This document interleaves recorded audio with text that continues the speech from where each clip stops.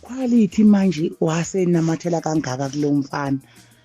Hey, usekwazi nokuya esitudio ngenxa lo mfana ngoba uyabona ukuthi kulezi insuku kuyaphusheka bokuhamba nalo mfana lo wamatemu lo kwabo kaThokozani Langa. Lokhu unjabulo. Usetheneke kulo mfana ngoba embona ukuthi zithi ziyashaya ihlambe zalo mfana usematheni. Hawu, ade seqwile phela uquality. Usezokhipha ingoma zomenzi manje.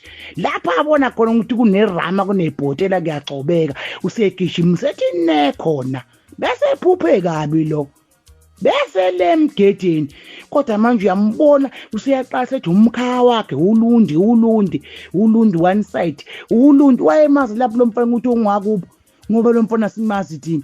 Sesimaze ngalamatema akhe ongishile nje sekuqhamuka usiyakotshela useyazi ukuthi lo mfana umkhaya ngoba sesematheni seshaya ihlambezo.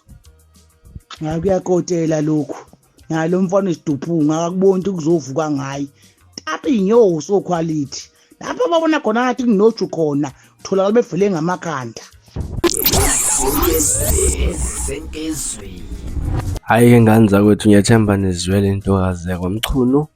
Uwelile ke lapha nichaza kabanzi mayelana nodaba oluthinta insizwa uquality umvokabiyela ukuthi ke engathi usesondeze kakhulu lapha nakunsizwa uNjabulo umfokalanga ubeyabona ukuthi mhlambe lapha kulezi insuku uyatrenda ngengoma yakhe emnandi ethi ngishile nje le ngoma ezadla kakhulu einkundleni zokuxhumana siyabona ku TikTok ama-video abantu benza i-challenge abanye bathi ngicela ungimixe ungenze njengoNjabulo ngidanse njengaye kushiwo njalo ke ngane zakwethu ke einkundleni zokuxhumana mangabe sithinta indaba ethinta lapha kuNjabulo umfokalanga kanjalo nokusebenza kwakhe noquality umvokabiyela. Ngakuthini mhlawumbe kwakukuphawula ngalo daba mhlawumbe ubona uquality usesondeze kakhulu kuNjabulo noma nje ukuswana kwabantu. Ake sivele sihlane comment section kwengizwe kabanzi lwakhe olwakho uvo ngalolu daba. Mina ngilasibonwe ngane zakwethu sengiphuma njena kodwa ngiyathembisa uyabuya futhi nezinye izindaba ezilandelayo